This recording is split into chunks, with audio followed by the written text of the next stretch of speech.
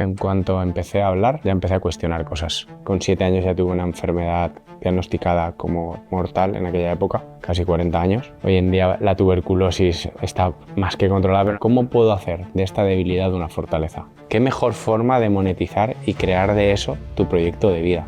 Y es lo que hice. O Black significa oveja negra. Entonces fue crear de una debilidad una fortaleza, creando una profesión.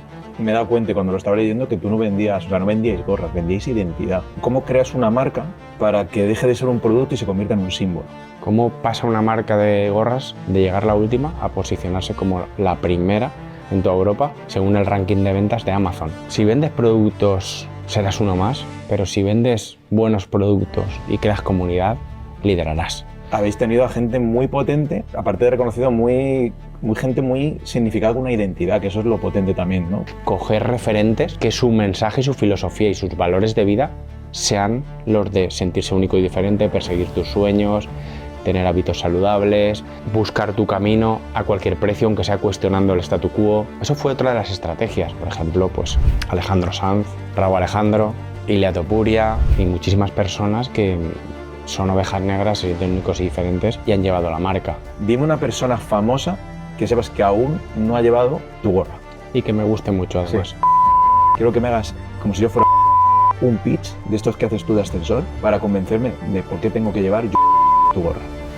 Muy sencillo. Yo pienso que la clave de la felicidad es hacer lo que te da la gana todo el tiempo, tío.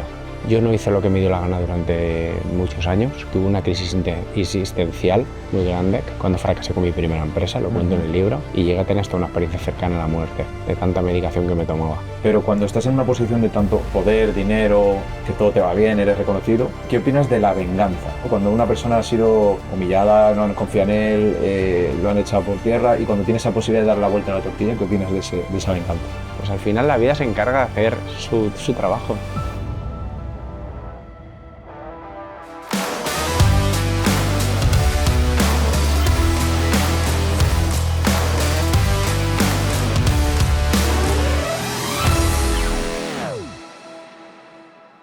Mira, el capítulo de hoy, siempre digo que es especial, pero el de hoy es muy especial. Tengo una persona que conocí hace 3 semanas por redes sociales, me salió en el feed su contenido, me pareció súper interesante y le escribí y le dije, oye, mira, tengo un podcast, me gusta he resonado mucho con lo que cuentas y me gustaría tenerte aquí presente. Entonces, al segundo me escribió, me dijo, oye, encantado, cuando quieras. Y bueno, y hoy se da el momento, la situación y la causalidad. De hecho, me he comprado su libro y creo que es el primero que me leo en 3 días, de 300 páginas, pero yo es que creo que ni en el colegio me lo he leído. Bueno, lo voy a presentar así, en este orden, y luego le enfocamos para que sepáis quién es, aunque ya estáis viendo un poco aquí el nombre. Él es manifestador, artista, emprendedor, fundador, CEO y director creativo de la marca de gorras O Black. Bienvenido, José Luis Sena. ¿Qué tal, David? ¿Cómo estás? Pues un placer tenerte aquí. Un placer estar contigo aquí. Por fin, bueno, ayer te conocí en tu presentación del libro, pero hoy ya estamos en un plano un poco más íntimo y quiero conocerte. Y de verdad que yo he tenido aquí a mucha gente ya en este podcast, y he leído sus libros, pero no había leído un libro tan, de verdad, intenso, o sea, el sentido intenso, profundo, y con el que yo me he sentido muy identificado. Vamos a dar un repaso a todo el libro, ¿vale? No quiero destripar nada para que vosotros lo compréis y lo veáis y lo disfrutéis. Pero antes para enganchar a la gente, porque muchos te conocerán, pero no, y te conocerán por el de la gorra, de los famosos, tal. Entonces, quiero hacerte una pregunta. Y la pregunta es, si tuvieras que resumir tu vida en una frase que duela y que a la vez libere, ¿cuál sería? Ve a contracorriente. Tú has sido siempre a contracorriente. Siempre. En cuanto empecé a hablar, ya empecé a cuestionar cosas. A mis padres, luego a mis familiares y luego a los profesores. Siempre he hecho eso. Y lo sigo haciendo. Cuestiono todo lo que creo que no es la verdad. Intento encontrar mi verdad. Tu verdad o sea, tú le has puesto un nombre a esa forma de ser, ¿no? Tú has generado un poco el team oveja negra. Totalmente. Tú te sientes una oveja negra. Me siento una oveja negra. ¿Qué es? O sea, ¿qué es sentir que eres una oveja negra? Yo, la verdad que antes de que me respondas, yo me he sentido, o sea, yo sabía que era una oveja negra, pero cuando he leído tu libro me he dado cuenta que soy una oveja súper negra. Entonces quiero que cuentes, que expliques qué es sentirse oveja negra, ¿vale? Porque para mí es un poco el incomprendido, el que va a contracorriente. Mira, vamos a partir de que oveja negra es una etiqueta que se puso a las personas que pensaban y sentían de forma diferente, ¿vale? Pero al final yo pienso que todos nacemos únicos y diferentes, todos tenemos conexiones neuronales diferentes unos de otros, no lo digo yo, lo dice el doctor Deepak Chopra en su libro Curación Cuántica, Ajá. que es muy bueno, lo recomiendo a la gente que quiera aprender sobre física cuántica a nivel curativo. Y bueno, él explica que somos íntegramente fisiológicamente diferentes. Entonces, desde ahí, ¿cómo podemos pretender que seamos todos iguales, que aprendamos de la misma manera, que nos relacionemos de la misma manera? Entonces, por ir a la pregunta, oveja negra son esas personas que la gran mayoría tilda de raros, perros verdes, diferentes, etc. Pero al final son personas que han nacido con la capacidad de ser únicos y diferentes y no han cedido al chantaje de la gran mayoría de unirse al rebaño, incluso no sintiendo que esa era la verdad. Ovejas negras somos los tildados como los rebeldes, los inconformistas, los malos de la película, los que llevamos siempre la contraria, los que no nos adaptamos a las normas establecidas del statu quo. Pero al final no somos malos ni buenos. Malos es una cosa que inventó la mente, el ego humano. No hay nada bueno ni malo, siempre lo digo. Uh-huh. Simplemente que, bueno, pues nos hemos atrevido a crear nuestro propio camino hacia nuestro crecimiento personal y profesional. Qué bueno. Mira, cuando comencé el libro, porque tú en el libro me parece que haces una cosa, joder, genial, que yo lo he hecho también mío, que es que pones tus experiencias personales, explicas, cuentas quién eres y cuentas muchas anécdotas. O sea, a mí me vino una, porque yo lo que digo, yo me siento Tino Oveja Negra, y toda mi familia es del Atlético de Madrid. Y yo desde pequeño me hice del Real Madrid. Qué guay. Mi padre me echaba de casa en los partidos. Me quemaban la bandera. Y yo nunca, no sé por qué era, pero nunca me pasé al Atleti. O sea, no es que me gustara tanto el fútbol, pero yo me sentía de Real Madrid. Claro. Entonces, te quiero hacer una pregunta. Yo esto lo he indagado, ¿no? Con todas mis cosas de oveja negra durante toda mi historia. Pero tú como oveja negra, ¿tú te sentías diferente o incomprendido? Yo me sentía todo, diferente e incomprendido. Al principio el sentirse diferente se manifiesta de una forma diferente como se manifiesta ahora con más madurez espiritual y personal. Cuando era niño, por ejemplo, te cuento una anécdota, yo me tenía que poner un uniforme muchas veces para ir al colegio y yo me despertaba yo solo, me arreglaba yo solo y a veces me iba vestido normal. Y era una forma de llamar la atención y decir yo soy diferente al resto de niños. Porque como intentaba ser diferente de muchas maneras y nadie me escuchaba, yo quería ser visto. Esa era mi forma en aquel entonces de manifestar que era diferente. Pero siendo más mayor, he mostrado ser diferente con mi manera de pensar, con mis logros personales y profesionales. Porque si tú me ves vestido, yo he visto de forma normal. Yo no quiero llamar la atención con colores llamativos, de un look normal, más o menos. Me llevo el pelo de colores. Hay varias formas de llamar la atención. Entonces yo elijo ahora mismo la de pues impactar con mi experiencia, con mis logros, etc. Eso es importante que lo digas, porque habrá mucha gente que esté leyendo el libro, que lo haya leído, o que nos esté viendo ahora y que se sienta como nosotros, ¿vale? Y ese trabajo, o sea, por eso te digo que yo en un momento, ¿no? Por empatizar un poco, yo me sentía raro, ¿no? Incomprendido. Pero tú en tu experiencia, ¿cómo pasas de sentirte, o sea, cómo pasa la etiqueta de que duele, ¿vale? Porque hay un momento que te sientes dolido, a que te empodera? Bueno, el empoderamiento empieza cuando empieza el trabajo de autoconocimiento y desarrollo personal. Es cuando empieza el empoderamiento. Mientras tanto, vas nadando contracorriente como puedes. Porque al final, bueno, las herramientas que nos da el sistema, la educación, etc., a los que nos sentimos diferentes son muy pocas. Las tenemos que encontrar nosotros mismos. Esto lo habrás escuchado a mucha gente que son grandes referentes que también se sienten así. Entonces, cuando tú empiezas a encontrar esas herramientas a través de grandes referentes, de libros de grandes referentes, es cuando empieza el empoderamiento, empiezas a creer mucho en ti, empiezas a dejar de seguir a referentes y a convertirte tú en tu propio referente y empiezas tú, desde tu empoderamiento, a empoderar a otros.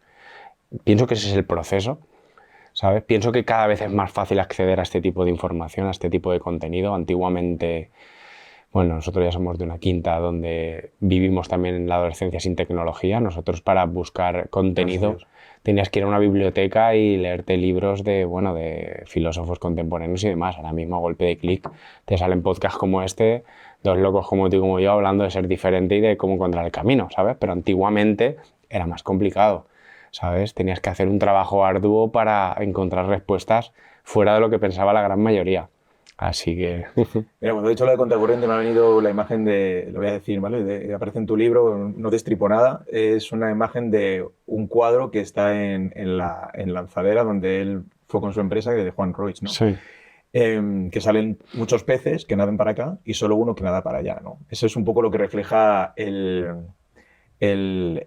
ser diferente. Y por eso te decía lo de empoderamiento, porque yo creo que es la clave. O sea, yo creo que la clave de tu éxito personal, ¿vale? No profesional también, es darte cuenta que esa parte de ser diferente es la que empuja a ser excepcional.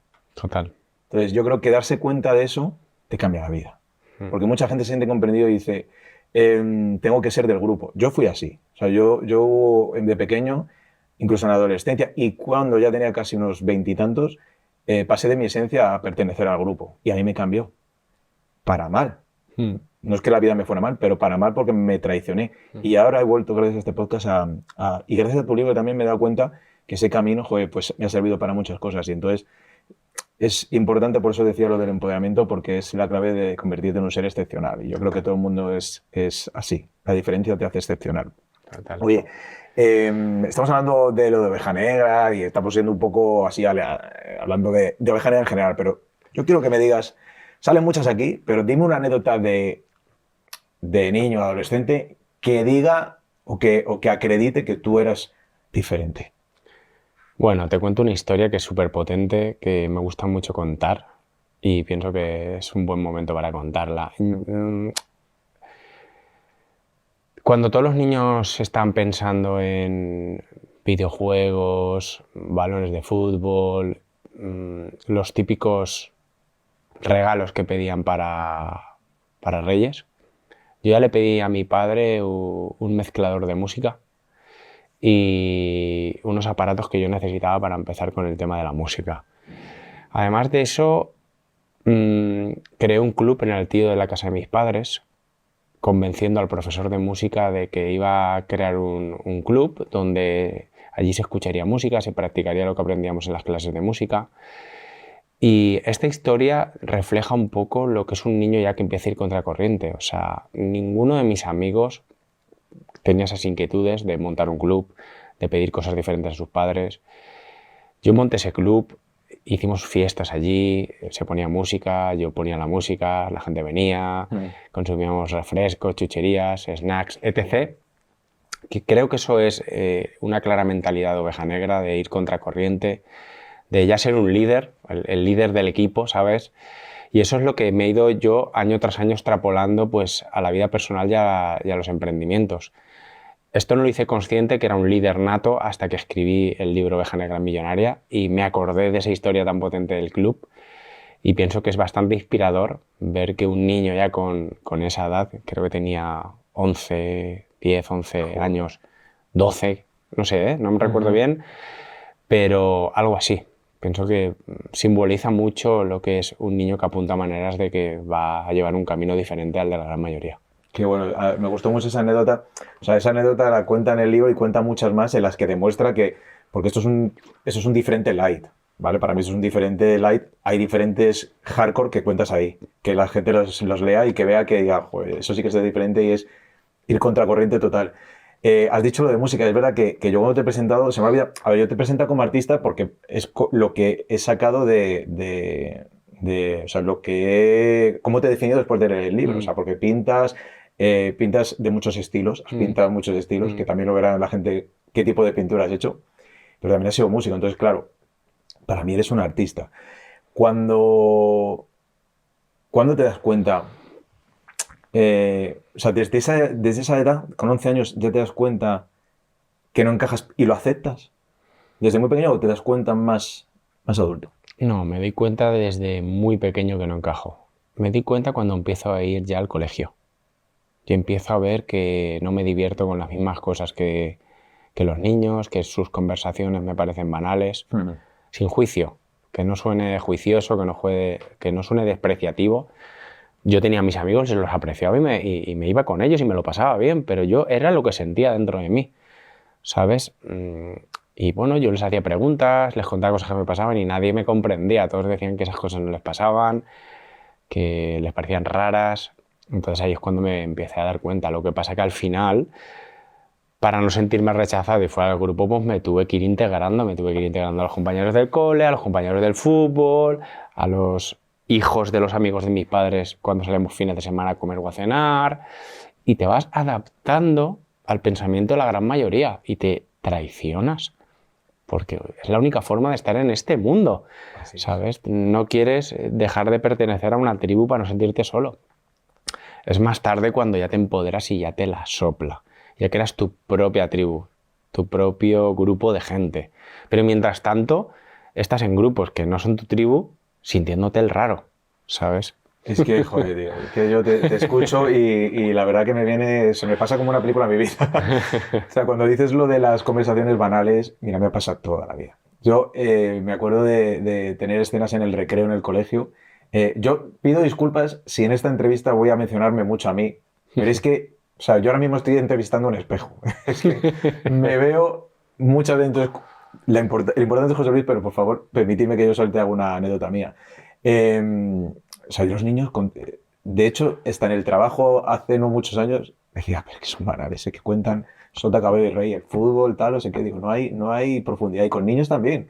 Y entonces los niños jugaban al fútbol y yo, pues me gustaba el fútbol y jugaba. Pero yo me dedicaba a crear a lo mejor obras de teatro para luego hacerlas en la hora de descanso de la clase para todos los chavales.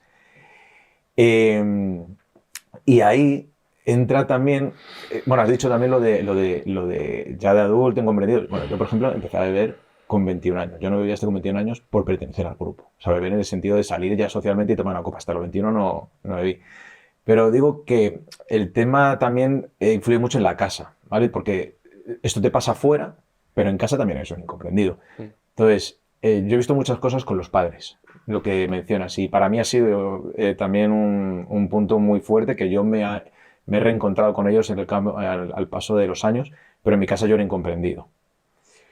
En tu historia cuentas mucho cómo es la relación con tu padre, cómo es la relación con tu madre, cómo es la relación con tu ángel de la guarda de tu abuela, que ya sí que luego hablamos más adelante. Me gustaría que si quieres, sin tampoco destripar mucho, que me lo cuentes y que me digas si a día de hoy te queda una conversación pendiente con tus padres. Qué potente. Mira, pienso que somos el resultado de las 5 personas con las que más tiempo pasamos y al final, pues, los primeros con los que estamos. En mi caso fue mis padres, porque soy el mayor. Yo estuve durante 5 años solo con mis padres y con mi abuela materna, la que nombro en el libro. Al final, bueno, sabemos que el sistema de creencias se crea del año 0 al año 7. Si estuve 5 años, al final, pues, todo lo que aprendí lo aprendí de ellos y solo, sin un contraste de otros hermanos, de cómo mis hermanos se relacionan con ellos, de cómo se relacionan mis padres con mis hermanos. Era como un hijo único, por decirlo de alguna manera, que luego tuve hermanos, ¿no? Entonces, la relación que tuve al principio fue de incomprensión, de incomprendido. Pero al final pues me tenía que adaptar también a mis padres, al entorno. Ellos tenían unas pretensiones, unas expectativas para mí, su primer hijo, el primer nieto de mi abuela también, de mi abuelo, todos volcando sus frustraciones, sus expectativas en mí, condicionándome, mi abuela con la religión, con Dios, con la iglesia, mi madre con sus frustraciones con los estudios, que había dejado los estudios por complacer a mi padre, tienes que ser médico, tienes que ser no sé qué. Bueno, pues así crecí yo, con una disciplina muy tradicional, muy rígida. Yo siendo un rebelde con causa, no sin causa, con causa, pero no lo sabía, ¿sabes? Y bueno, pues aguantando el chaparrón como podía hasta que pasé de ser el niño perfecto, el hijo perfecto, a ser, según mi madre, un rebelde, ¿sabes? O sea, yo estuve como hasta los 13, 14 años así, por ahí, siendo el hijo perfecto, me portaba súper bien, estudiaba, pasaba de cursos, todo genial, tenía un comportamiento excelente, pero al final era impostado. Era porque quería cumplir las expectativas de mis superiores, mis padres, mi abuela, etc. Hasta que dije, tío, no estoy siendo leal a mí mismo, tengo que revelarme a todo esto y tengo que empezar a ser yo mismo. Y empecé pues a cambiar, de un cambio radical, y mi madre nunca lo ha entendido hasta años más tarde, que lo ha entendido todo. Lo ha entendido todo porque ha visto cuál es mi mentalidad y ha venido a muchas charlas que ha dado a mucha gente y ha comprendido que soy como soy y que gracias a eso también tengo el éxito que tengo, ¿no? No tengo conversaciones pendientes, por ir a la pregunta.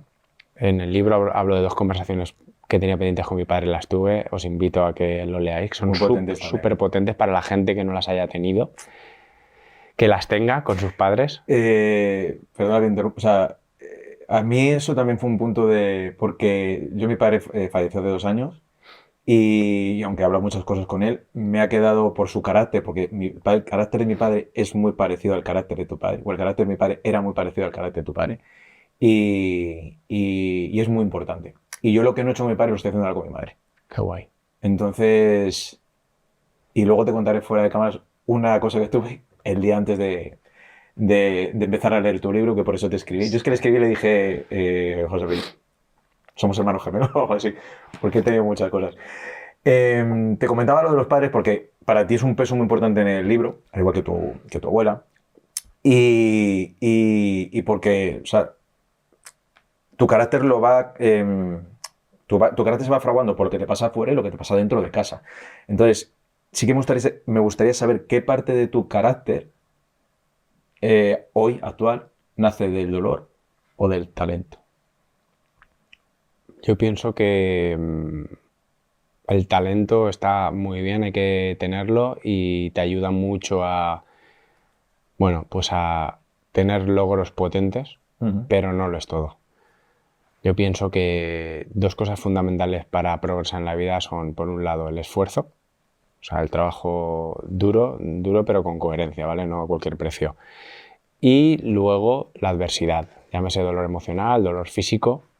Pienso que son catapultadores de personas y de empresas. O sea, el reflejo de lo que tú eres se va a reflejar en todo lo que hagas. Yo le tengo mucho que agradecer a todas las adversidades de salud que he tenido, porque son las que me han ido transformando en la persona que soy hoy en día. Yo lo cuento aquí, no voy a hacer mucho spoiler, con 7 años ya tuve una enfermedad diagnosticada como mortal en aquella época, hace casi 40 años, 39. Hoy en día la tuberculosis está más que controlada, pero en aquel entonces aún le daba miedo a los médicos porque, cuidado, yo estuve ingresado 1 mes con niños con leucemia en una zona totalmente recluida y eso me preparó para la vida. Esto lo entendí escribiendo el libro, que eso me dio una actitud súper resiliente y que me ha permitido ir afrontando todos los retos que luego la vida me ha ido ofreciendo, que han sido muchos de todos los tipos, de salud, de dinero y de amor. Y no han sido retos pequeñitos, siempre han sido retos muy grandes y muy dolorosos. Es que, o sea, sí, además lo refleja muy bien en el libro. Y por eso yo creo que la gente puede empatizar mucho con lo que habla. Yo por eso te decía del talento, porque creo que tú, por ejemplo, que has sido un niño, una persona que te has definido como solitaria. Una persona solitaria que le ha pasado muchas cosas, muchas enfermedades, mucho ser aceptado o adaptarse a un mundo que le ve diferente. Y creo que las personas que le pasa eso son más introspectivas, se conocen mucho más y no sé si también por querer destacar y por ser el referente generan una especie de talento especial y que es el que hace que que consigas muchos de tus objetivos a lo largo de tu vida, en tu camino del héroe. Por eso quería definir qué parte de ese carácter, para llegar al talento, tiene que pasar por el dolor. Entonces, creo que mucha gente que pueda estar escuchándonos lo ve así y, bueno, y lo sienta y lo reconozca, que es lo importante. Desde tu dolor impulsarte. Eso me parece súper importante.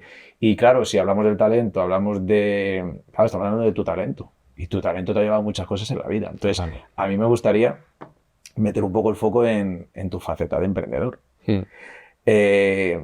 A ti, he empezado así diciéndolo, a ti te conoce mucha gente por ser el creador o co-creador de las gorras O-Black, que ha llevado muchísima gente, pero cuando digo muchísima gente, son en España, en la NBA, o sea, es una marca internacional, ¿no? Seguro que la habréis escuchado. Y si no la habéis escuchado, os invito a que vayáis a Google y pongáis O-Black y cuando veáis el símbolo vais a decir, joder, sí, claro, esta la habéis llevado. Y a Tupuria. Entonces, me gustaría que la gente también conozca, aunque lo has contado muchas veces, pero bueno, quiero que me digas cómo nace esa idea, ¿vale? Porque lo que digo, o sea, una persona que ha tenido esos dolores, esa incompresión, ese que surge el talento, cómo de repente viene una idea de decir, joder, quiero crear esto. Pues mira, yo lo que animo a la gente es a que de una debilidad creen una fortaleza, siempre lo digo. Como hemos ido contando aquí, yo fui etiquetado como la oveja negra del entorno de la familia etc. Entonces yo siempre le daba vueltas a la cabeza y decía, ¿cómo puedo hacer de esta debilidad una fortaleza? Siempre lo tuve en mi subconsciente. Lo que pasa es que no sabía cómo darle forma. A través del autoconocimiento, el desarrollo personal, te vas empoderando y llega un punto de tu vida en que ya te ves preparado para darle forma a lo que tú eres en realidad.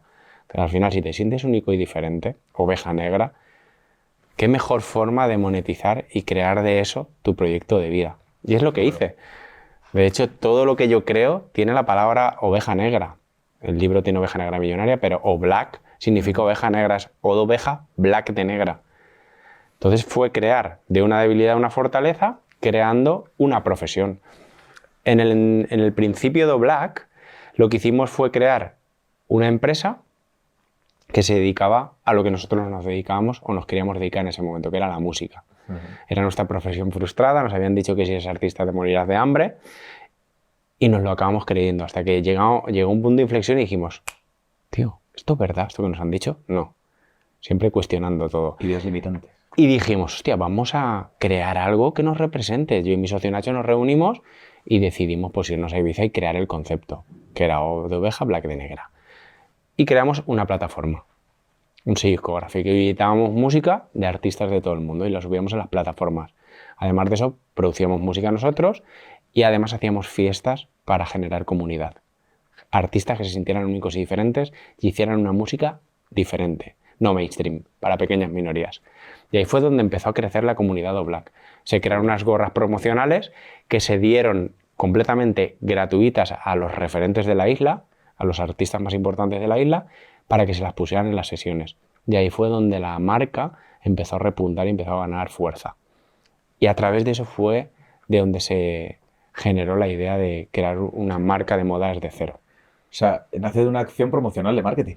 Totalmente. Qué fuerte, ¿eh? Y luego se convierte en el buque insignia de la marca oveja negra, bueno, O-Black. Total. Qué fuerte. Total. ¿Dirías o sea, entonces fue una oportunidad o una necesidad personal el hacer esto para ti? Para mí ¿Una oportunidad de negocio o decir, todo lo que he aprendido en mi vida de ser diferente, tengo la necesidad de sacarlo de la gente? Mira, David, yo pienso que la clave de la felicidad es hacer lo que te da la gana todo el tiempo, tío. Yo no hice lo que me dio la gana durante muchos años y tuve una crisis existencial muy grande, que fue cuando fracasé con mi primera empresa, lo cuento en el libro, y llegué a tener hasta una experiencia cercana a la muerte, de tanta medicación que me tomaba. Entonces, yo animo a la gente a que intenten hacer lo que les dé la gana. Lo que les dé la gana no es salir a la calle y destrozar un coche, o no me malinterpretéis, pero sí dedicarte a algo que te dé la gana y te apetezca y te apasione. Y yo es lo que he hecho. Todos los negocios que me han funcionado, todos los proyectos que me funcionan, han sido haciendo lo que me apetecía. De hecho, la última época de O-Black, cuando llegó la Dana, yo ya no estaba haciendo lo que me daba la gana. Ya no resonaban muchas cosas conmigo. Ya era un autómata, estaba completamente solo, todo el día apagando fuegos. Y llegó un punto que me pregunté, ¿yo he creado una empresa para ser esclavo de la operativa de la empresa o para ser feliz? Esa fue la pregunta. Cuando te haces esa pregunta, tienes que cambiar. En el libro también lo cuento, una frase que me dijo mi padre: la ilusión es lo que mueve el mundo. El día que no la tengas cuando te levantes por la mañana, tienes que cambiar cosas, hijo. Yo llegué a ese punto también, pero no me escuché, me traicioné. Y fue la Dana la que me acabó diciendo: fuera de aquí, no te quiero aquí ya, no es tu sitio. Vamos a ir a... O sea, no quiero nombrar todavía la Dana porque es una consecuencia un poco de la historia, pero sí quiero... O sea, pero sí es un punto que voy a destacar ahora para que la gente lo entienda por qué te refieres a la Dana, aunque aparece aquí, pero bueno, para que sepas, ya que lo has mencionado, porque está... claro, nace de la ilusión, tú no te traicionas, sales para adelante, pero que de repente pivotes y que te dediques tu negocio a una gorra, te lo criticaron. Entonces, ¿tú cómo gestionas esa crítica? Bueno, la primera persona que no me apoyó fue mi padre. Yo, pues bueno, yo ya tenía capacidad operativa de tomar decisiones, no necesitaba la aprobación de mis padres, pero obviamente, David, tú sabes que al final son nuestros padres y oye, en una conversación familiar y tal, pues se lo dejas caer, a ver qué opinan, aunque luego haces lo que te da la gana, ¿no? Y en una cena que tenía con ellos, pues le dije: papá, mamá, voy a hacer esto, se los puse, mi madre no dijo nada y mi padre: bueno, y eso de las gorras, pero ¿eso qué es? Pues si nadie lleva gorras, hijo. Te ha costado muchos años y muchos sacrificios estar en el nivel que estás con la música, te va bien, pincháis por todo el mundo, ganáis dinero, ¿para qué inventar ahora una cosa nueva? Digo: papá, es que esto no resuena conmigo. Ya, pero hijo, ¿tú crees que estás en lo cierto? Me sentí tan retado que lo miré y le dije: mira, te voy a decir lo que voy a hacer para que esto funcione, papá. Voy a sacrificar cualquier tipo de relación que no esté alineada con lo que yo quiero ser. Voy a estudiar a los empresarios referentes más importantes del mundo y voy a aprender cómo han logrado crear imperios. Voy a dejar de perder el tiempo saliendo de noche, tomando sustancias que no me benefician, etc. Si hace falta, estaré sin novia hasta que lo consiga. Y luego, otra cosa que voy a hacer es cuestionar lo que tú me estás diciendo. Y además voy a trabajar más que nadie para conseguirlo. Si tú crees que así no lo voy a conseguir, lo entiendo. Se me quedó mirando y me dijo: si haces todo eso, te animo y creo que lo vas a conseguir. Hoy en día, mi padre es mi mayor fan, va con gorra a todos sitios. Incluso mi madre le dice que lo tiene que ir con gorra y él quiere ir con la gorra, de lo orgulloso que está de lo que ha hecho su hijo, porque incluso llegué a superarlo a él creando una empresa con más impacto y mucho más grande que todas las que había creado él. Con lo cual, yo pienso que hay que cuestionar a los padres, hay que cuestionar todo y creer en uno mismo. Joder, pero es que, o sea, es súper potente y además leído en el libro es súper más potente porque yo me imaginé esa escena, ¿eh? Yo me la imaginé en la mesa de la casa. Pero es que mucha gente no consigue hacer eso, José Luis. O sea, eso mucha gente sucumbe, o sea, dice: ah, sí, mis padres tienen la razón. O sea, yo creo que uno de tus talentos o uno de tus poderes es que te has querido mucho a ti mismo sin pensar, sin saberlo hasta que has sido mayor. Porque siempre has creído en ti. O sea, yo soy oveja negra, pero muchas veces te vienen tus padres y te dicen tal, y o sea, en tu alma es llevarle la contraria, pero a veces, según cómo te pille, dices: tienes razón. Y no lo desechas, lo escondes en un cajón y luego lo sacarás, el proyecto que querías. Me gusta lo de retar porque, ¿veis? Vuelvo otra vez a mí. Yo todo en mi vida lo he conseguido por los retos. O sea, tú no puedes. Creo que uno de los poderes es también el sentirte, el retarte. Si encuentras a alguien que te rete, joder, tienes una mina, si la aprovechas. Eso es. Y yo creo que por eso digo que empaticé mucho con tu historia, porque yo creo que tú has vivido a través de los retos. Primero por la salud, primero por la gente que te retaba por tú no puedes, y así vas a ser, digo, toda tu vida. Entonces, quería comentarlo porque... Qué potente la historia, tío. Sí, de hecho no la he metido en el libro y me he arrepentido de meterla, pero... con esto te iba a hacer una pregunta y la tengo aquí y te la voy a hacer. Volviendo a la gorra, ¿no? Ya la creas, ya tienes tu negocio. ¿Tú cuando la creas? O sea, todo el mundo lo ve como un accesorio, ¿vale? O sea, una gorra es un accesorio. Pero ¿para ti qué representa realmente? Para mí la gorra nunca fue un simple gorra. Desde el día 1 digo quisimos porque esto no lo he hecho yo solo. Hay que hacer una mención a mis dos grandes socios y amigos, Rubén Conchillo y Nacho Arauz. Sin ellos, nada de lo que la gente conoce como Black Ops hubiera sido posible. O sea, es la realidad. Nosotros veíamos Oblak como un movimiento, tío. Como un movimiento de despertar, como una nueva marca que no solo apostaba por productos de alta calidad a precios competitivos, sino como el elemento diferenciador que iba a llevar toda la gente que se había sentido única y diferente y que estaba trabajando cada día por encontrar su propio camino. Eso fue lo que quisimos crear desde el primer día y eso es lo que se apuntó en la pizarra y lo que acabó sucediendo. Hay un vision board casi ahora. Totalmente. Yo siempre digo que si vendes productos serás uno más, pero si vendes buenos productos y creas comunidad, liderarás. Y eso es así, porque ¿cuánta gente vendiendo productos? ¿Cuánta gente había vendiendo gorras? Goyón. Llegamos los últimos realmente. ¿Cómo pasa una marca de gorras de llegar la última a posicionarse como la primera en toda Europa según el ranking de ventas de Amazon? Qué potente. No solo en el mercado de España, sino en todos los mercados del paneuropeo. Francia, Italia, España, Alemania, etc. Entonces, al final, la gente sabe lo que quiere, pero muchas veces no lo sabe hasta que lo ve y tú se lo muestras. A nosotros nos dijeron que vender gorras de la calidad que nosotros queríamos al precio que queríamos venderlas y meterlas dentro de una caja y enviarlas en envío extra rápido era imposible. Simplemente no nos lo creímos. Siguiendo la filosofía de mi gran referente Steve Jobs, que no aceptaba un no por respuesta, y mis socios tampoco, dijimos, vamos a hacer lo que nadie ha hecho y vamos a construir una marca que sea sostenible en el tiempo y sobre todo que aporte lo que nos están aportando las grandes marcas de gorras contemporáneas que llevan más de 50, 60 años dormidas, haciendo las mismas gorras, con las mismas calidades y enviando a la misma velocidad. Qué potente. O sea, yo creo que tu discurso que acabas de decir, mira, yo conocía las gorras, ¿vale? Porque, o sea, es muy difícil que no se conocieran tus gorras. Pero yo he conocido el proceso con el libro. O sea, yo me he dado cuenta cuando lo estaba leyendo que tú no vendías, o sea, no vendíais gorras, vendíais identidad. Eso es súper importante. Es lo que acabas de definir.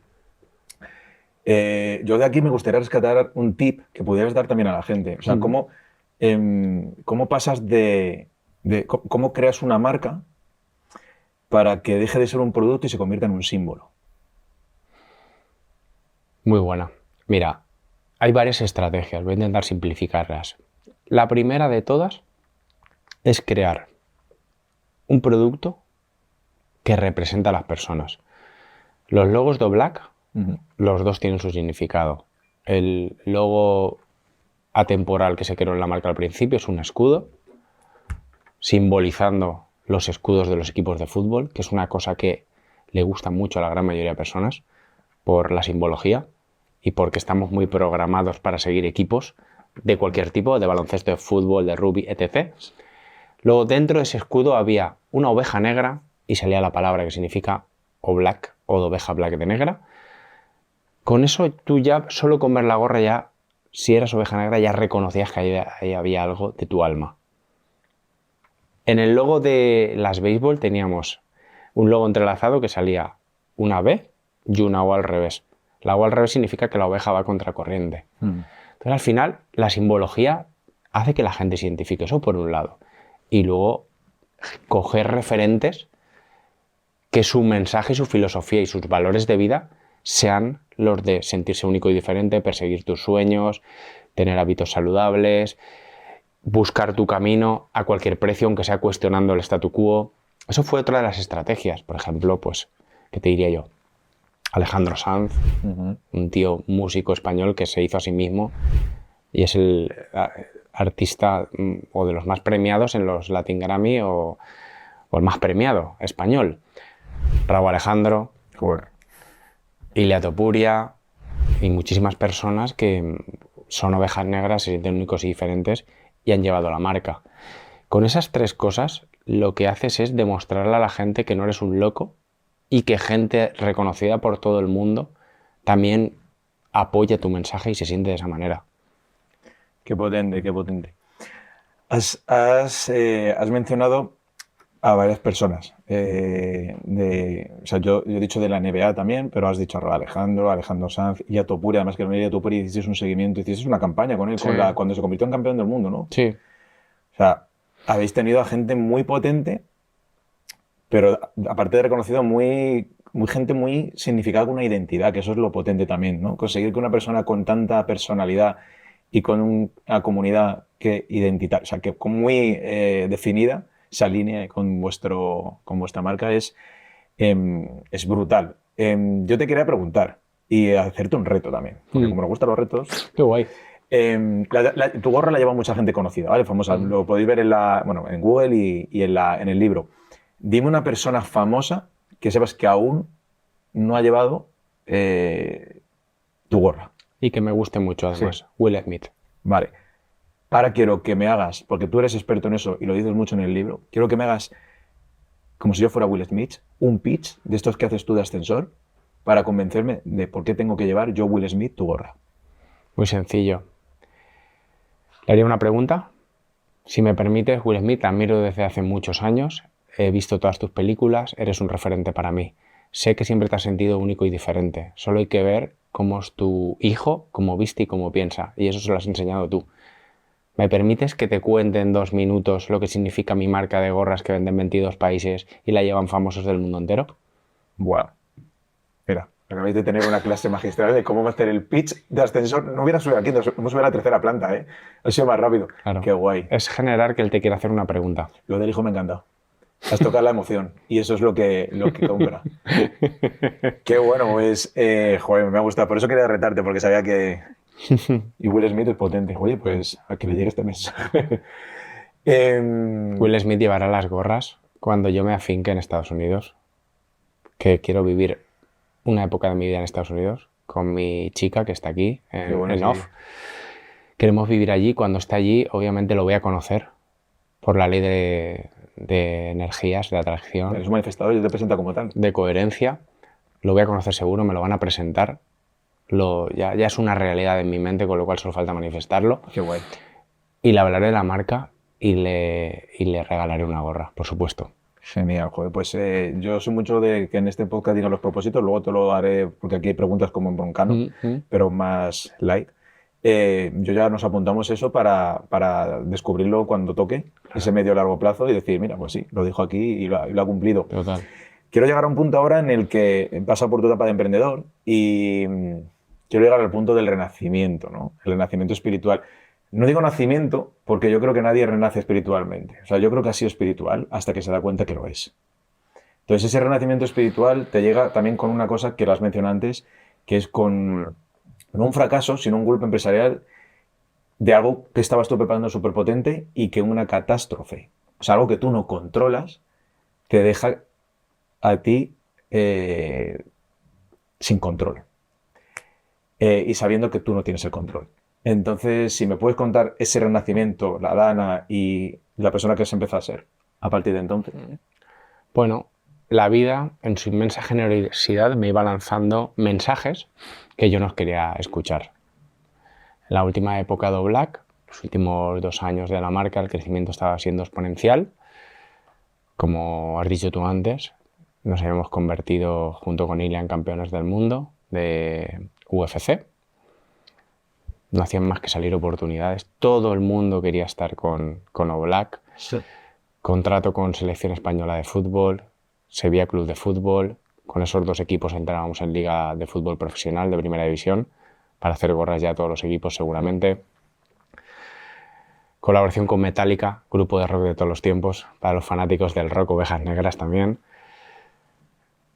Colaboración con Grupo Ushuaia Ibiza, en negociación, no cerrada pero en negociación. Colaboración con Okudart, el artista urbano tan conocido.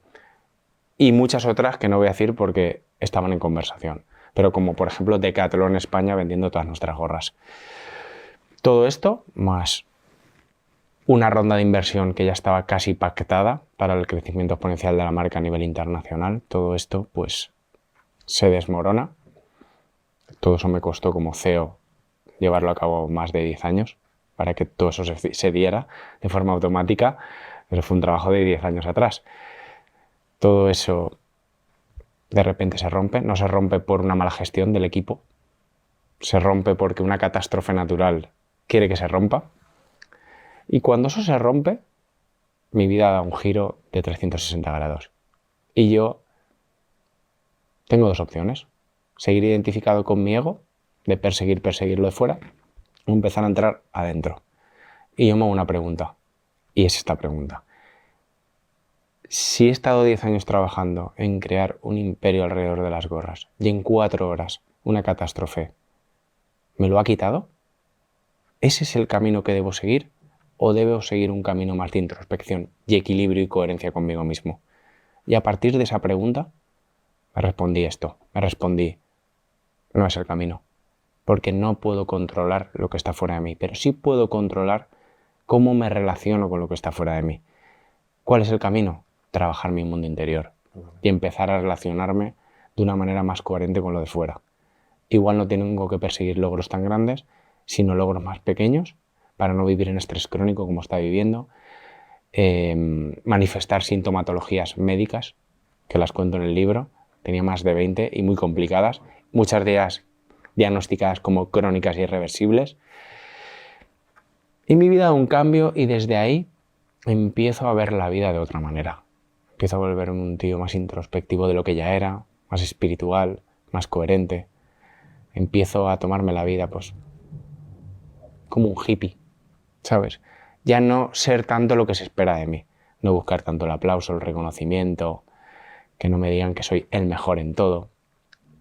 Y empiezo a generar otro tipo de realidad. Y ese ser a la mar de luz, si ahora mismo se teletransportara y viera, yo no quiero destripar mucho lo que dices en el libro, pero hay hablas de unas fiestas, has dicho Ushuaia, has hablado de unas fiestas en Ibiza, de unas cosas que te pasan ahí, o sea, muy brutales, que quiero que el lector las lea y no las descubra aquí, pero son brutales. O sea, a mí, yo me meto con 20 y tantos o 30 y tantos y digo, quiero irme a esas fiestas. Si esa persona se teletransportara y viera toda esa situación desde fuera, ¿qué dirías que es lo más frágil del ego del empresario o del emprendedor? Lo más frágil del ego del emprendedor, la inseguridad. O sea, lo de fuera quiere crear un avatar, un personaje que pueda con todas esas inseguridades. Totalmente. Cuando tú no te conoces, tienes que crear un personaje que tenga una gran coraza para poder funcionar en el mundo, porque estás continuamente en modo alerta, temiendo que todo el mundo te haga daño. Claro. Nadie puede hacerte daño sin tu consentimiento. Cuando estás en ese ego, fíjate, tú no eres así, porque lo que voy a decir ahora, tú no eres así, pero sí que quiero que me des tu opinión, porque yo lo he descubierto que no eres así. Pero cuando estás en una posición de tanto poder, dinero, que todo te va bien, eres reconocido, ¿qué opinas de la venganza cuando existe el éxito, ¿no? Cuando una persona ha sido humillada, no han confiado en él, lo han echado por tierra, y cuando tiene esa posibilidad de dar la vuelta a la tortilla, ¿qué opinas de esa venganza? La venganza no es el camino, porque recibes lo que das. Cuando alguien te hace algo o actúa con mala fe contigo porque nadie te hace nada, vamos a dejar este tema claro, la gente hace cosas que están alineadas con lo que ellos son. Y nosotros desde el ego interpretamos que nos lo han hecho nosotros, pero se lo está haciendo a sí mismo. Lo que das, te lo das. Si das cosas buenas, recibirás cosas buenas, si das cosas malas, recibirás cosas malas. Es entender que cuando una persona hace algo muy jodido, que tú interpretas como malo, eso le va a venir multiplicado. Tú no tienes que devolverle una venganza de nada, la vida ya se va a encargar. Tú lo que tienes que hacer es tener determinación y elegir que no quieres ese tipo de persona ni de circunstancias en tu vida. Poner límites. Se lo puedes decir o simplemente te puedes alejar de la persona. Y aprender una cosa. Este tipo de personas, situaciones las quiero en mi vida. Aprender siempre de cuando vienen cosas de este tipo. Porque cuando tú devuelves la pelota, no estás aprendiendo. Y la vida te va a devolver otro maestro, otra maestra que te va a hacer lo mismo. Y hasta que no perdones esos acontecimientos, vas a repetir curso continuamente. Lo único que te libera del sufrimiento continuo es el perdón. Es perdonar al que te clava un cuchillo por la espalda. Y sé que esto puede perturbar a la gran mayoría de personas porque vemos todo el rato en televisión, en series de Netflix, que hay que devolver el golpe. pero devolver el golpe nunca es una buena idea y lo digo por experiencia. He devuelto golpes hasta que llegué a este nivel de sabiduría y entendí que lo mejor es alejarse y no devolver nada, que la vida ya se encarga. Mira, acabas de decir una cosa súper importante, interesante, y quiero mencionar a una persona. Además, como tú estamos en casi la misma quinta, hay mucha gente que no la conoce, pero los más jóvenes, pero seguro que tú la vas a conocer. Irene Villa. Mm. Irene Villa estuvo en nuestro podcast Escapando para adelante. Yo cuento su historia aquí también en este libro porque hay un capítulo que le dedico a la gente que me inspira. Y ella habla mucho del perdón. O sea, lo que le pasó a ella fue terrorífico, terrorífico. Y ella eso lo perdonó y su vida la basaba en el perdón. Ella da charlas y tal. Y el poder sanador del perdón, que lo acabas de decir tú. O sea, con un ejemplo como ese, que la destrozaron. No la destrozaron, perdón. Parecía que lo habían destrozado la vida, pero lo que han hecho es crear un ser maravilloso que ahora mismo súper potente y, oye, y con lo que pasó, pues ha hecho una vida exitosa. Joder, si esa persona puede perdonar, ¿cómo no puedo perdonar yo cosas que al final están alimentadas por el ego? Totalmente. Yo invito a la gente a que lea el libro, porque aquí estamos contando el 2% del Sí, libro. sí. Cuando lean las historias, se van a sentir identificados seguro que en alguna, y van a ver la potencia de las historias. Por eso yo cuando te he dicho la pregunta, no he dicho que tú, o sea, he dicho, te lo voy a hacer porque tú tienes la capacidad de haber sufrido muchas cosas que te ha pasado en tu camino, de que te han hecho muchas, o sea, muchas putadas. O sea, pero nunca hablas de la venganza. La venganza se le ha dado a esos personajes la vida de una forma, pero no llevada por ti. Entonces, al final todo pone en su sitio lo que decías tú. O sea, tú lo que das, recibes. Sí, sin ir más lejos, y esto creo que viene al hilo de lo que dices, la persona que me echó de lanzadera, el director general al que le dedico unas Que palabras, dices el nombre y todo. que digo el nombre y todo, fue expulsado como director general de lanzadera un tiempo después de que nosotros no estuviéramos. ¿Casualidad o causalidad? Bueno, nosotros dimos mucho que hablar y a él posiblemente le dieran un tirón de orejas y le dijeran, ¿cómo echaste a esta gente de aquí? Gente con tanto talento que está impactando tanto. ¿Cómo los echaste de aquí? Bueno, pues al final la vida se encarga de hacer su trabajo. ¿No? ¿Para qué nosotros desgastarnos ahí? ¿El dinero crees que amplifica o te transforma? O sea, ¿amplifica quién eres o te transforma? La gente cree que el dinero pervierte a las personas y que las vuelve malas, etc. Yo pienso que el dinero lo único que hace es amplificar lo que ya había ahí. Como dice mi querido gran referente Will Smith. El dinero hace lo que hace una sal gorda con un buen trozo de carne. Potencia el sabor de la buena carne. Porque si tú echas sal gorda en una carne de mala calidad, va a potenciar ese sabor. El dinero hace lo mismo. Cuando tú ves una persona con dinero que trata mal a las personas, que trata mal a sus trabajadores, que no aporta valor al mundo con su dinero, no es porque ha conseguido dinero. Ya era así. Lo que pasa es que el dinero ha amplificado todo eso que ese ser humano era. Con lo cual, no creo que el dinero sea malo o bueno. Como he dicho antes, el bueno o malo lo hace la mente, el condicionamiento, los juicios mentales que tenemos los seres humanos desde nuestro ego. El dinero es una herramienta. Pero el dinero, también, y se ve, y lo explicas mucho en tu libro con tu historia, el dinero también influye en las relaciones que tienes con personas. Entonces, amigos, socios, personas que se te acercan por el interés, parejas. Dime qué has aprendido de esas relaciones que no te ha enseñado ningún negocio.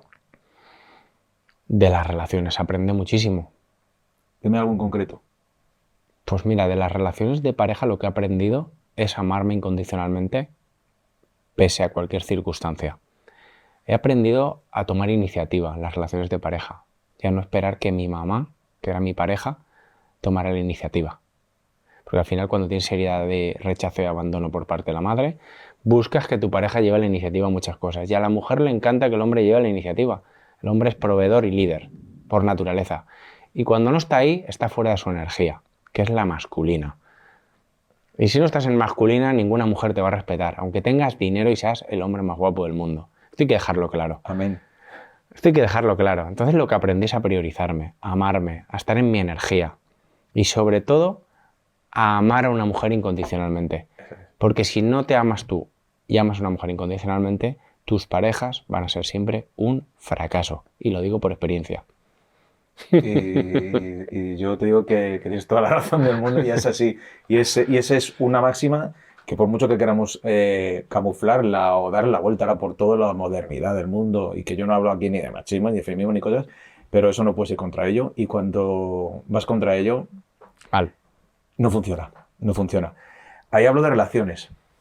Pero quiero hablar un momento de esa soledad que el niño, ¿no? Es el niño solitario que te ha ido acompañando, aunque hayas tenido muchos amigos, muchas relaciones y tu socio y tal, pues también esa parte no se olvida. ¿Cuál es la decisión más solitaria que has tomado en tu vida? Esta me has hecho pensar, la tengo que pensar, dame unos segundos. La decisión más solitaria que he tomado en mi vida. Mira, ya me ha llegado. Dejar de ir a equipos médicos a buscar la sanación en algo externo y empezar a tomar responsabilidad de que la única persona que puede autosanarse soy yo. Llega un momento que da igual la terapia que hagas, holística, alopática, da igual que te gastes, yo me he gastado más de 40.000 euros en médicos y no he encontrado la respuesta a la sanación. Cuando la vida te está diciendo a través de todo eso, que ahí no es que tienes que hacer.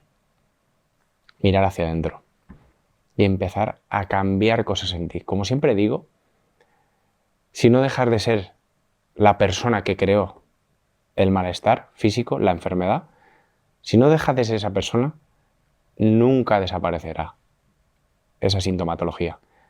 La gente busca el milagro fuera en la pastillita o en el de la bata blanca. Olvídate. Deja de ser la persona que creó eso y automáticamente desaparecerá. De ahí vienen las remisiones espontáneas, que la medicina alopática no entiende. Tenía un cáncer terminal y se sanó. Claro, dejó de ser la persona que creó el cáncer.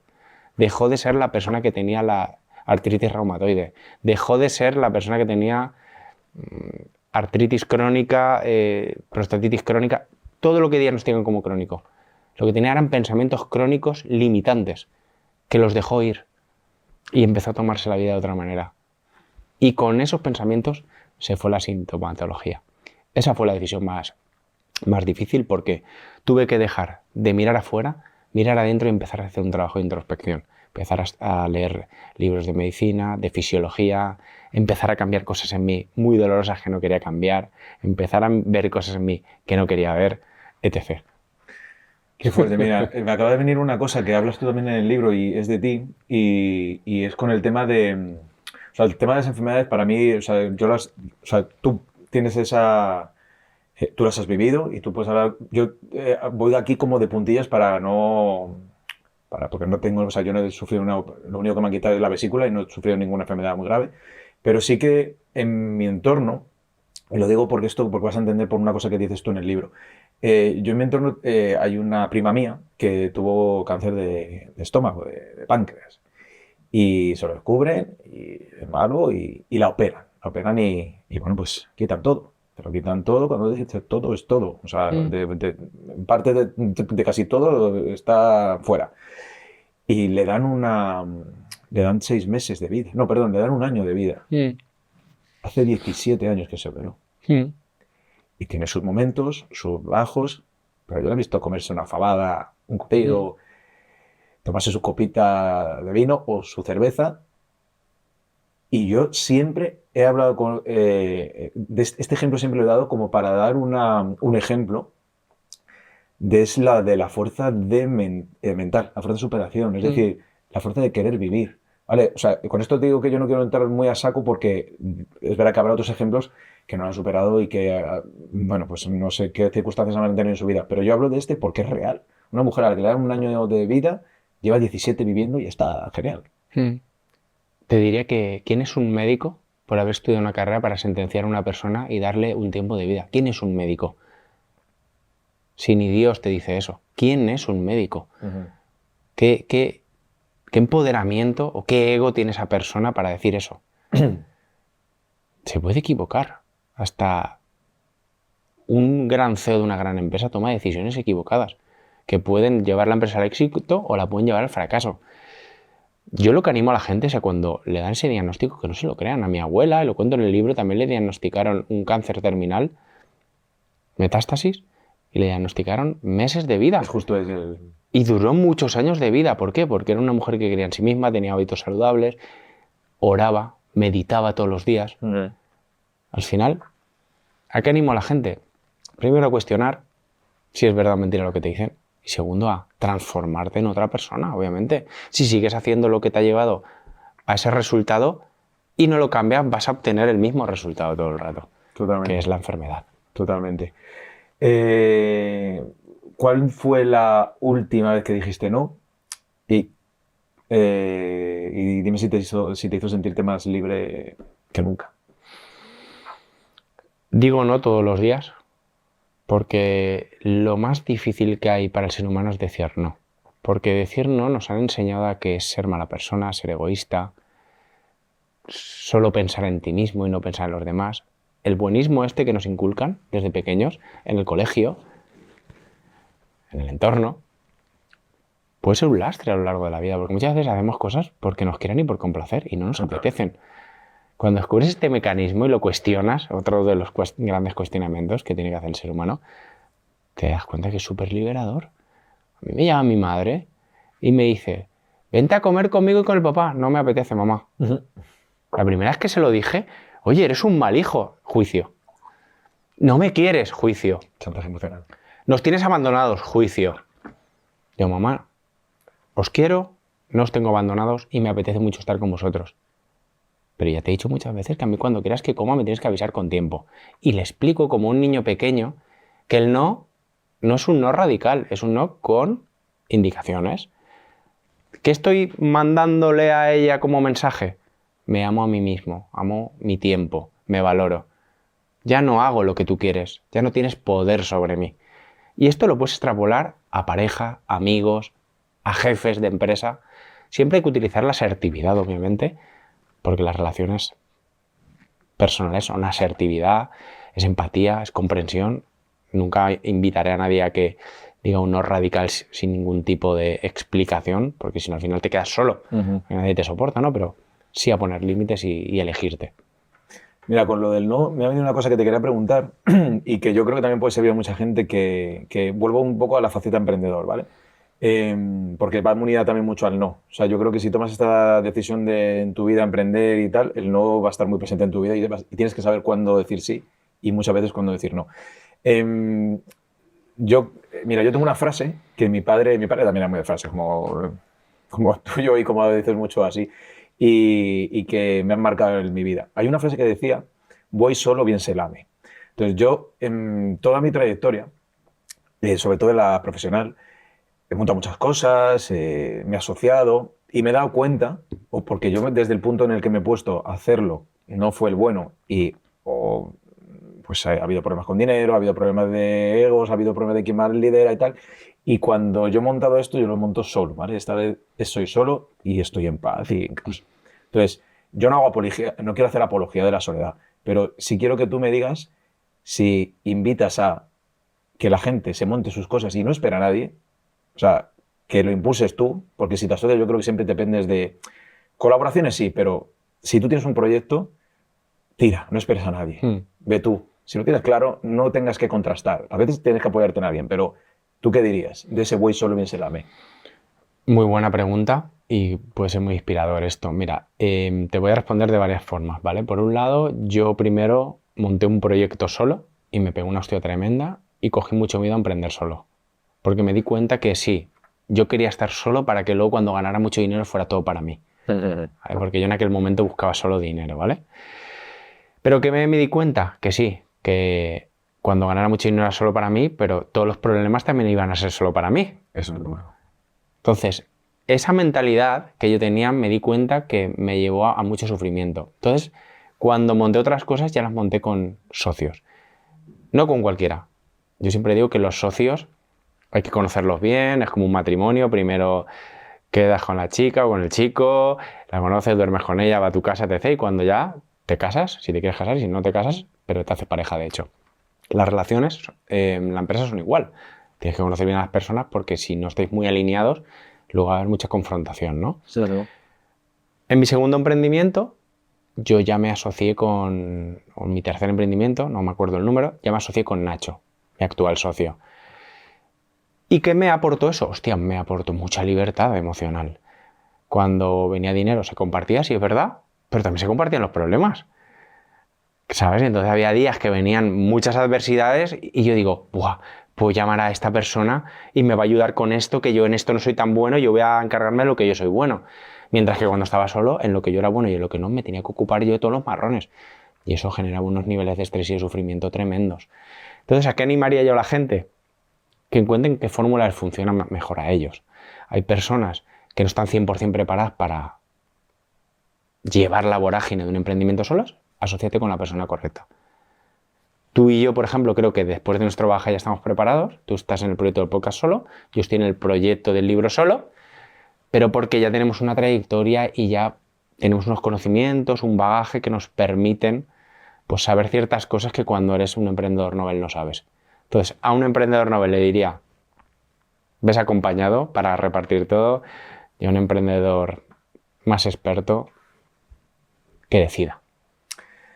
Es que yo considero que tú has tenido mucha suerte con tus socios. O sea, no les conozco, pero solo por lo que cuentas aquí de ellos, es que tú has tenido mucha suerte con tus socios.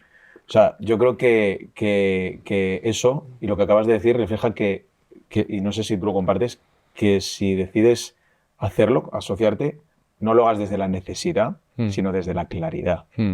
Y yo creo que claridad es lo que te aportaban tus dos socios, porque no son, o sea, son socios de vida, no son socios profesionales, por lo menos lo que he leído de ahí. Claro, yo hablo maravillas de ellos, igual que ellos de mí. Yo pienso que lo primero para elegir buenos socios es conocerse a uno mismo. Si yo no me conozco, si no sé cómo es mi modelo mental, cómo son mis emociones, cómo yo soy ante la adversidad, cómo reacciono, qué necesito cuando estoy en adversidad, cuando estoy iracundo, perdido, cuando no me soporto ni yo. ¿Qué necesito? Necesito lo opuesto. Si yo soy un mar bravo, necesito un mar en calma a mi lado. Si me asocio con un mar bravo, cuando seamos dos mares bravos, ¿qué va a pasar? Pues vamos a acabar a tortazos, como se dice en España. Entonces yo cogí dos personas mucho más tranquilas que yo. Con la misma ambición, pero mucho más tranquilas. Entonces cuando yo estaba muy mar bravo, ellos me calmaban. Cuando ellos estaban mares bravos, les calmaba yo a ellos. Equilibrabas. Es equilibrar las energías. Y para eso hay que formarse. Hay que saber quién eres, hay que entender cómo funciona el universo, hay que entender muchas cosas. Yo creo que hay que tener esa claridad que te mencionaba antes. Entonces, yo creo que a ti te llegó muy pronto el éxito, pero la claridad ¿cuándo te llegó? ¿Te ha llegado? La claridad de tener las cosas claras de verdad. De tomar las decisiones correctas, sabiendo lo que estás haciendo. Me llegó con la Dana. Con la Dana, o sea, hace un año. Hace un año. Sí, yo he tomado decisiones muy buenas a nivel empresarial, estratégico, para crecimientos, para ganar más, para crear mejores productos. Estamos hablando ya de personas. Decisiones correctas para lo personal, para estar en paz con lo de fuera, para estar equilibrado, para ser coherente en la Dana. José, ¿qué conversación pendiente tienes con tu yo pequeño, tu niño? Ese que empezaba a ser la oveja negra y no sabía ni lo que era. Muy sencilla. ¿Por qué tienes una tendencia a generar sintomatologías físicas y dolor crónico? ¿Qué no estoy atendiendo de ti, José? Dímelo, quiero saberlo, para atenderlo. No quiero que sufra más ese niño. Hoy, y es una cosa que me preguntaba leyendo todo el libro y hasta cuando lo he terminado, ¿te duele algo? Sí. Me duele el suelo pélvico, ahora mismo me está doliendo, aunque me ría. Para mí el dolor es un amigo, un maestro, por eso puedo estar feliz con dolor. Me queda aún bastante artritis reumatoide en este hombro. No tengo mucha movilidad, tengo inflamación y tengo algunos problemas digestivos aún, de toda la sintomatología que me quedaba. Son resquicios de todo lo que tenía, pero no estoy 100% sanado. Bueno, lo veréis en el libro, lo llama también etiquetas y, bueno, como lo hacen los médicos, ¿no? Pero hace una relación de una lista de todas las cosas que tiene y que ha tenido y cuando le ves sonreír, dices, joder, o sea, que sí que entiendes la entereza y la superación y las formas de ver la vida y de ir siendo resiliente continuamente. Y me parece que eso es el mensaje que deja tu libro. Aparte de los éxitos profesionales, ese es el éxito. Es el éxito vital que te vas a llevar siempre y eso te va a acompañar toda la vida. Oye, ¿qué es ser oveja negra ahora mismo en este momento para ti? Ostras, qué buena pregunta. Ser oveja negra es ser fiel a ti mismo sin traicionarte. ¿Cómo era? Punto. Ya está. Me gusta. Y ahora es que ya estamos en la fase en la que hacemos las preguntas del programa, ¿vale? Vale. Y, que ya estamos finalizando. Y yo les suelo hacer una pregunta a los invitados, pero a ti me apetece hacerte dos. Vale. Porque sí, así. Porque Vale. me he leído tu libro, me has hecho leer 3 días, que hacía que no leía muchísimo. Yo te voy a decir una frase y tú me la terminas, ¿vale? Vale. El verdadero éxito es... Tener paz mental y equilibrio. Ser diferente vale la pena cuando... No te defraudes a ti mismo. Si mañana tuvieras que empezar de cero con todo lo que ya has vivido, ¿qué 3 decisiones repetirías? Ir contracorriente, cuidar la salud, llamar incondicionalmente. Me gusta. Y en tu situación actual, ¿qué capítulo añadirías aquí que no has añadido todavía? ¿Cómo lo titularías? El dolor es tu mejor amigo. Escúchalo y aprende de él. Qué bueno. Qué bueno este centro. ¿Qué le dirías a alguien que siente que no encaja y que está a punto, y esto sí que quiero decirlo, y la vuelvo a reformular? O sea, ¿qué le dirías a alguien que siente en estos momentos que no encaja en sociedad, en su familia, en su vida, en él mismo, y que está a punto de rendirse? No te rindas.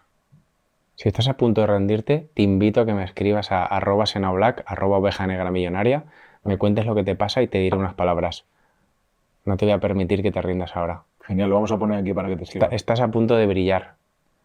El momento de posible rendición es el momento de encontrar la luz. Qué bueno. Mira, cuando terminamos el podcast, de las últimas cosas que le pregunto al invitado y le digo siempre, ¿vale? Y contigo es que, o sea, a muerte por todo lo que ya sé de ti, que es bastante. Todos los que sentéis ahí, lo que os digo, habéis recorrido el camino del héroe, del punto A al punto B. Habéis tenido vuestras noches oscuras del alma y habéis pasado muchas cosas. Entonces, como sé que manifestáis, cumplís y conseguís, que tú ya has manifestado algo aquí, que lo haremos seguimiento, ¿qué objetivo tienes a medio corto plazo que se pueda contar y que yo luego pueda decir en el podcast, oye, José Luis dijo esto y lo ha cumplido? Quiero ser un referente internacional de las ovejas negras. Por ejemplo, Ilia Topuria es el referente internacional de superación, valores y MMA, ¿no? Steve Jobs es el referente en tecnología. Juan Roche es el referente en supermercados. Ser el referente internacional de las ovejas negras. Crear un movimiento alrededor de las personas que se sientan únicas y diferentes y que dejen de sentirse solas y que empiecen a luchar por sí mismas y por sus sueños. Yo te voy a decir algo. En todo tu libro, y hablas mucho, lo acabas de decir ahora mismo, nombras a Steve Jobs como un referente súper brutal para tu vida, aunque habéis tomado vidas paralelas, pero tú has sabido aprender de su vida, que es lo bueno. Cuando te fijas en alguien, mejora la parte en la que ellos no han podido mejorar. Totalmente. Y eso lo has hecho tú. Pues yo te digo, no es pronóstico y tampoco la quiero liar, pero yo creo que te puedes llegar a convertir en un Steve Jobs, y como él pasó con Apple, que fue por la puerta de atrás y volvió, yo creo que te veo como no sé si, bueno, si se os puede decir, pero de nuevo otra vez siendo el CEO de tu marca, de tus cosas. Dios dirá, lo que tenga que ser para mí será, yo no voy a forzar nada, no voy a perseguir nada. Si la vida quiere que yo haga eso, la vida me pondrá ahí otra vez. Pero me pondrá desde otro punto diferente, no del que estaba antes. José Luis, quiero terminar con una cosa. Quiero que creas que ahora mismo tienes a tu abuelo aquí, y quiero que él te va a preguntar ¿qué has hecho con mi legado? ¿Le has hecho caso cuando te lo dio? Por supuesto. He cumplido todo lo que él, que es uno de mis ángeles de la guarda junto a mi abuela, lo que él espiritualmente me regaló. Me regaló todo su poder, todos sus aprendizajes, y me he convertido en la persona que él no pudo llegar a ser porque un cáncer de pulmón se lo llevó. Me parece genial cerrar con esto. Lo entenderéis cuando leáis el libro porque se lo he dicho, y quería cerrar el podcast con este guiño. Y José, amigo, yo te llamo amigo porque me sé tu vida, porque tengo vida paralela y porque después de leerte entero es que ya soñaba contigo. Ha sido un placer tenerte aquí. La verdad que ha sido para mí un descubrimiento brutal. La vida me lo ha puesto. Esto es sincronicidad pura.